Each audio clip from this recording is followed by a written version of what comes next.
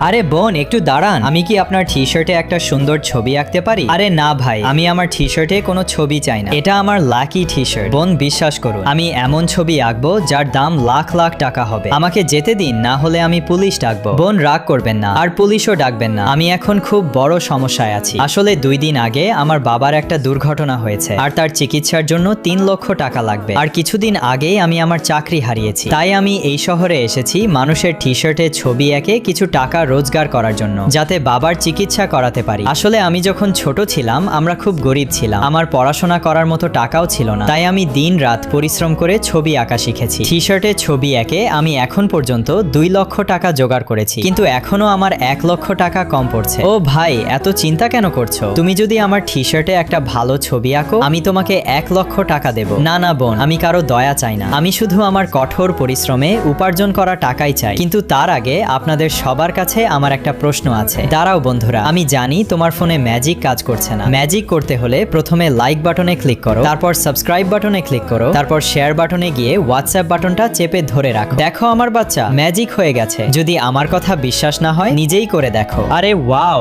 তুমি তো খুব সুন্দর পেইন্টিং করে দিয়েছো।